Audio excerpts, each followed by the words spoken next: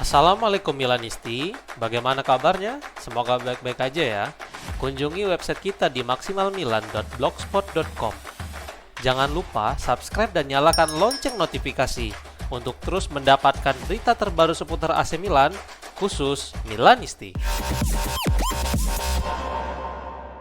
AC Milan tertarik untuk menampung jasa Ethan Nwaneri dari Arsenal menurut sebuah laporan. Corriere dello Sport melaporkan bahwa Milan sedang mencari gelandang serang berkaki kiri di pasar internasional yang bisa meningkatkan kualitas lini serang Ruben Amorim. Pemain pada posisi tersebut merupakan permintaan khusus dari sang pelatih yang saat ini sedang sibuk melaksanakan tur pramusim di Australia. Setelah sebelumnya kehilangan Konstantinos Karetsas yang memilih Borussia Dortmund dan Kerim Alazbegovic yang berlabuh ke Juventus, sekarang Nwaneri menjadi nama baru. The Gunners sedang mempertimbangkan untuk mempertahankan sang gelandang yang memiliki kemampuan teknis luar biasa itu. Arsenal sendiri tampaknya telah melabeli harga 35 juta euro untuknya, dan tim-tim Inggris seperti Fulham dan Everton hingga tim Jerman yaitu RB Leipzig sangat serius memantau sang pemain. Pemain 19 tahun itu memiliki kreativitas dan penyelesaian yang dinilai sangat baik saat bermain di belakang striker utama.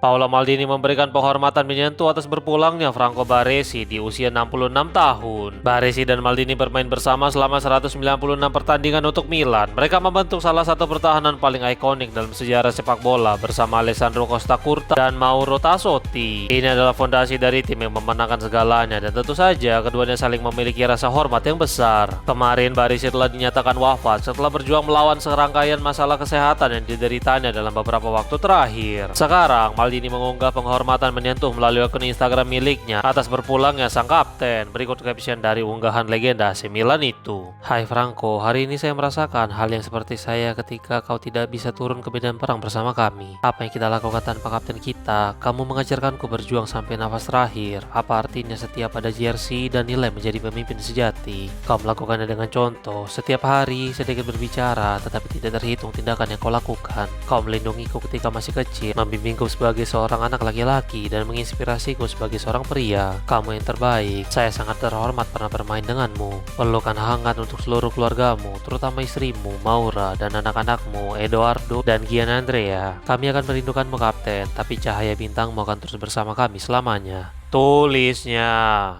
AC Milan membagikan video yang menunjukkan penghormatan emosional yang diberikan skuad dan staf atas wafatnya Franco Baresi. Di akhir sesi latihan hari ini di Sam Kerr Football Center di Perth, tim Milan menghentikan cipta selama 1 menit untuk menghormati legenda dan mantan kapten klub yaitu Baresi yang meninggal dunia kemarin pada usia ke-66 tahun. Ruben Amorim mengumpulkan para pemainnya dan mereka membentuk lingkaran. Kemudian Matteo Gabbia yang berperan sebagai kapten meletakkan jersey dengan nomor 6 di tengah-tengah lingkaran, dan semuanya menghentikan cipta sembari menghadap jersey dengan nomor yang telah dipensiunkan itu. Tidak hanya dari skuad Milan, penghormatan terus berdatangan dari seluruh dunia sepak bola. Dengan mereka semua, termasuk kami, Maksimal Milan juga sangat menghormati Baresi serta warisannya. Dari Paolo Maldini, mantan rekan satu tim, hingga para rival di atas lapangan, semuanya sepakat bahwa sepak bola telah kehilangan seorang legenda sejati.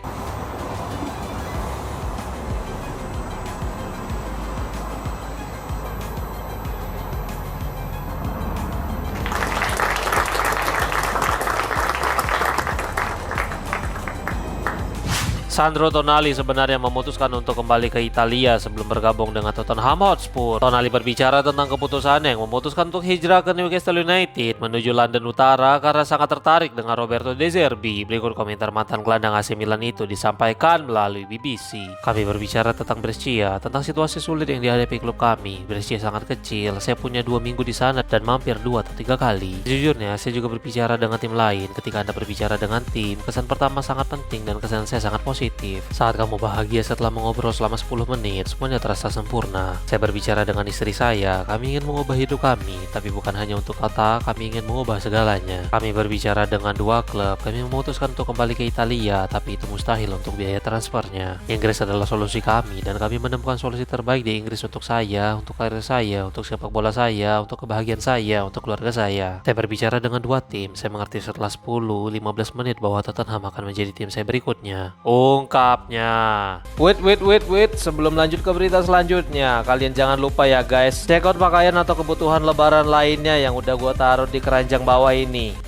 Galatasaray serius mempertimbangkan untuk membajak transfer Rafael Leao dari Fenerbahce menurut sebuah laporan. Milan News mengutip fanatik dari Turki bahwa Fenerbahce telah melakukan pembicaraan dan pertemuan dengan Milan dalam beberapa hari terakhir untuk membahas Leao. Namun Galatasaray tampaknya tidak ingin kalah dan sekarang mereka ikut mengevaluasi serius situasi penyerang asal Portugal itu yang bersedia hengkang. Kontak pertama antara Rossoneri dan Galatasaray diperkirakan akan segera terjadi dalam beberapa waktu ke depan. Sebagai penawaran awal, mereka sedang mempertimbangkan skema pinjaman dengan kewajiban untuk membeli, namun dari beberapa sumber lainnya tampaknya hal itu tidak akan diterima baik oleh Milan. Laporan tersebut juga melaporkan sebuah pernyataan yang cukup mengejutkan dari perwakilan Galatasaray dengan menuliskan, Leao sudah memikirkan Galatasaray sejak awal. Dia bukan prioritas bagi kami, tapi sekarang kami serius mempertimbangkan transfer ini. Tulisnya.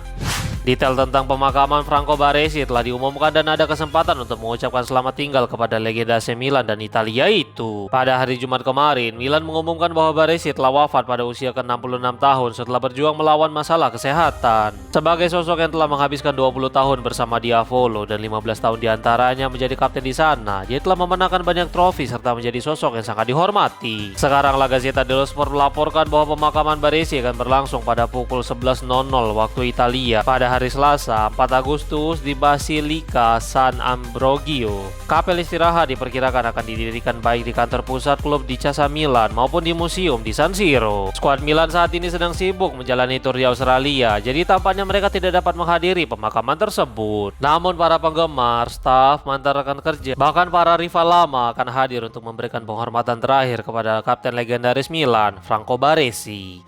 Strahinja Pavlovic menjelaskan perbedaan besar gaya bermain AC Milan sejak ditukangi Ruben Amorim. Pavlovic berbicara dalam sebuah wawancara tentang berbagai topik dan salah satunya adalah perbandingan gaya permainan Rossoneri di bawah asuhan Massimiliano Allegri dan Amorim. Berikut komentar sang bek disampaikan melalui La Gazzetta dello Sport. Sejauh ini semuanya berjalan lancar dan kami bekerja dengan cara yang benar. Pelatih adalah orang positif. Saya melihat banyak ide dan saya berharap saya bisa dapil lebih baik lagi musim depan daripada musim lalu. Saya tidak bisa mengungkapkan semua ide taktis kami, tapi ada banyak hal yang berbeda. Seperti yang Anda lihat di pertandingan persahabatan pertama, kami mencoba bermain dengan lini pertahanan yang tinggi dan saya pikir itu akan menjadi perbedaan terbesar. Saya rasa pelatih ingin kami lebih menekan dan selalu berada di level area lawan. Kami telah menandatangani 2 pemain hebat. Saya bisa berbicara terutama tentang Gila karena dia adalah bek dan kami beberapa kali bertemu tahun lalu saat menghadapi Lazio. Bagi saya, dia selalu menjadi pemain terbaik di lapangan. Dia punya banyak kualitas dan bisa sangat membantu kami, terutama dengan apa yang bisa dilakukannya dengan bola. Dia juga merupakan pemain yang sangat agresif, jadi saya pikir dia sempurna untuk Milan. Ungkapnya.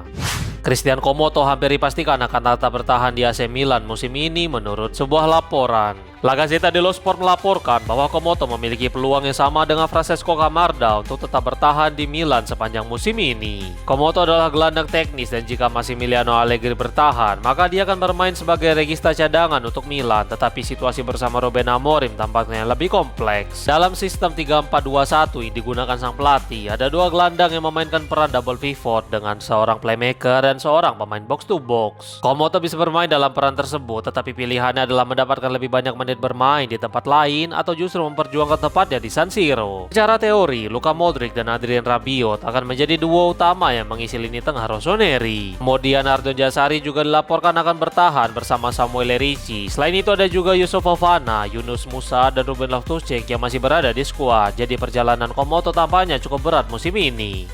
Mantan CEO AC Milan yaitu Adriano Galliani memberikan penghormatan kepada Franco Baresi yang telah berpulang. Galliani diwawancarai oleh Forza Milan dan dia berbicara tentang sosok Baresi yang telah mengukir sejarah luar biasa bersama Rossoneri. Berikut komentar mantan petinggi Diavolo itu disampaikan melalui Milan News. Ini adalah hari yang penuh kesedihan bagi orang Italia, sepak bola dan khususnya untuk saya. Saya berbagi momen legendaris untuk Rossoneri bersama Franco, kapten pemberani dari salah satu tim terbesar sepanjang masa. Saya menghargai kemanusiaannya, kesetiaannya, rasa hormatnya kepada lawan, dan tentu saja bakat alami sepak bola yang luar biasa. Franco adalah juara, baik dalam kehidupan pribadi maupun olahraga, salah satu simbol paling otentik dari klub. Berkat Presiden Berlusconi telah berada di puncak dunia selama bertahun-tahun. Dalam momen emosi yang ditulis ini, saya menyampaikan bela sungkawa kepada istrinya Maura dan anak-anaknya Edoardo dan Gian Andrea, serta kepada keluarga besar AC Milan. Untuk para penggemar Rossoneri yang Franco bawakan begitu banyak kebahagiaan sepanjang hidupnya di dunia. Ungkapnya.